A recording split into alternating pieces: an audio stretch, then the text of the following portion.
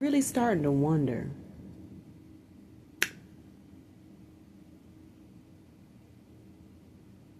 But this has never been a good thing for me. But I'm really starting to wonder, and even now you can see I'm still perplexed and wondering about it.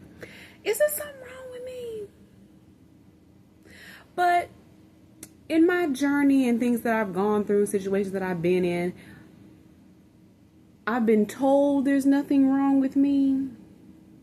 And also having been in certain situations and situations with people or whatever, they've used the fact that I have that doubt in my mind against me.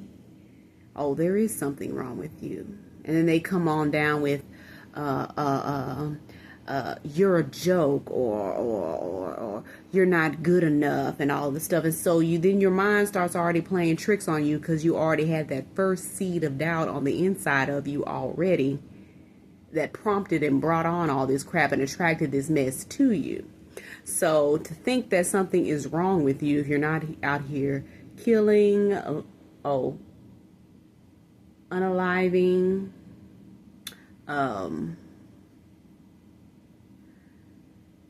being mean. There's such thing as righteous anger, and there's such thing as just plain old anger. You're not out here being unrighteously angry towards people, or you're not out here selling, distributing to the people, street pharmacies and all this stuff. That's good enough to hang around most flesh bags, most meat popsicles, because then people are probably doing all the things that I just listed, and they're deemed excellent to hang around with or whatsoever. Because, I'd be wondering half the time, you be good to people, you do stuff for people and everything, and then suddenly they just disappear or don't return your phone calls. Everybody goes through stuff, and people are living life, honey. So you should never feel some type of way like, oh, they didn't get back to me, so they don't care. Yeah, that, and also people are living life. What they have going on for themselves at that time is just happens to be more important than getting back to you on the telephone. Especially if you ain't paying no bills for that person and nothing in their life changes, whether you're included or excluded, then hey, you might get ignored or whatever, honey. I'm talking about just regular people. I ain't talking about dating or nothing else like that. I'm talking about regular folk relationships, friends, associates, yada yada yada. Even some of your family, that you're not particularly close to. But this closeness thing is almost like it's a game to be play mind tricks on you and use against you at some point, because he who feeds you can starve you. You understand what I'm saying? If you're in need of attention, or you need love, or you might not be in a relationship, so you're reaching out love from your friends, associating with your friends or whatever, it's rare to find a true friend. Ask Oprah and Gail. It's rare to find a true. You might get one in your lifetime if you're lucky, but your only really real friend is Jesus H. Christ, honey, and he's not even in skin. Okay? So I be thinking and wondering, people, I've never been really a closely associated with people. Like, life is a time, reason, and a season. It's like, as far as females and hanging out with females or whatever, hanging out with females or whatever, time, reason, and season, it's always been that way with me. Time, reason, season, you might be together 3 years or whatever, them ladies start acting funny or whatever, and drop them off, and after I was in, I would say maybe almost 10 years ago, the last group or set of female friends I had, they fell off or whatever. And it's like, you have these particular relationships that are situational because of where you work, or just life in general. You happen to come in contact with certain people or whatever specific stage and time in your life, and then after that time is over with, they fade away. So I'm just sitting up here thinking, and even with family that you might be close to or whatever, it's like, as human beings, you're gonna go through stuff. You're gonna have disagreements or disputes. No blood is being drawn, no blood is being spilled.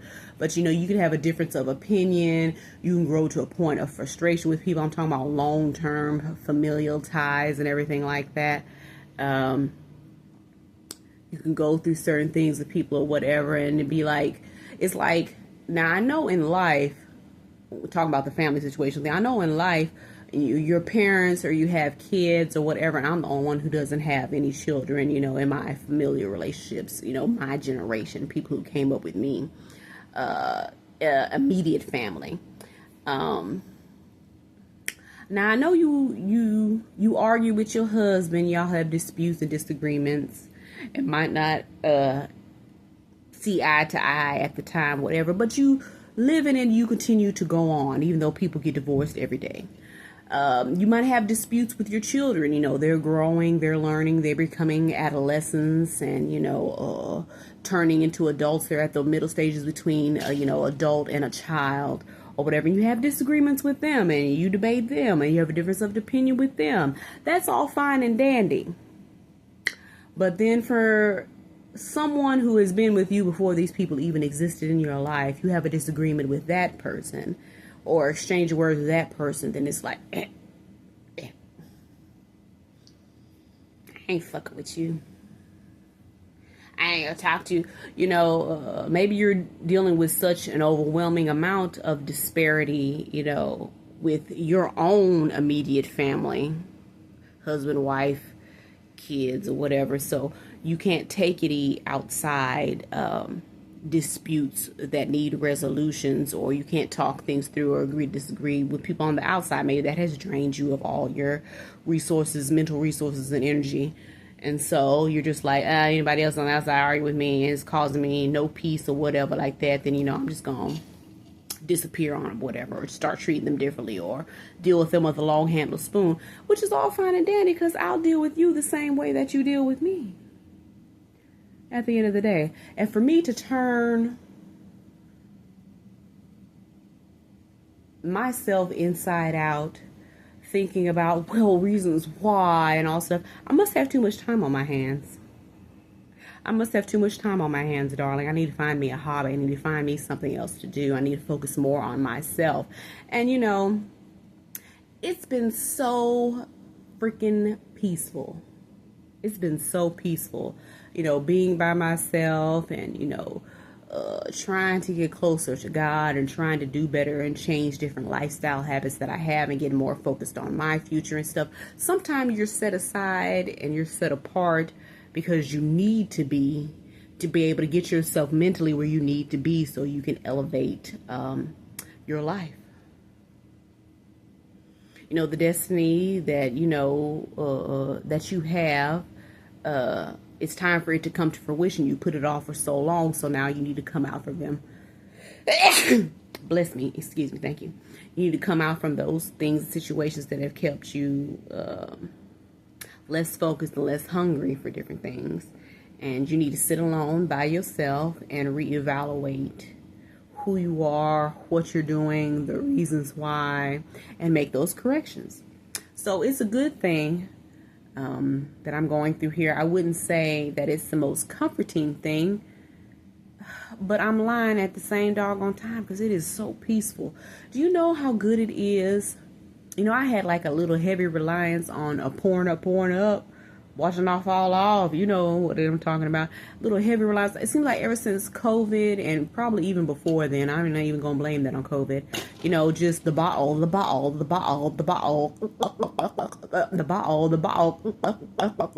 Just drink. And now to be at a point in time, a bottle used to not even last in my house. You get a 1.75 milliliter of liquor in your house that it'll last you a week. That was me raising my hand. Hello, my name is Jessica Thomas, and I am a schmackaholic. You know what I'm saying? So, to come off that and not be reliant upon it mentally, not physically, but mentally, You know, I kind of work outside, you know, off and on or whatever. And it's like I started after I stopped, you know, imbibing every day, I would get this like migraine headache. And I was like, is it because I'm outside working in the semi heat that I'm getting this migraine or whatever? Because that's abnormal because I don't never get headaches or anything like that. I was like, is it a tension headache? Am I stressed? Am I, you know, what am I stressing about? Because, you know, sometimes stress is subconscious. It's like you feel fine or whatever, but then you break down and your body breaks down and you're like, oh, I must be stressed, but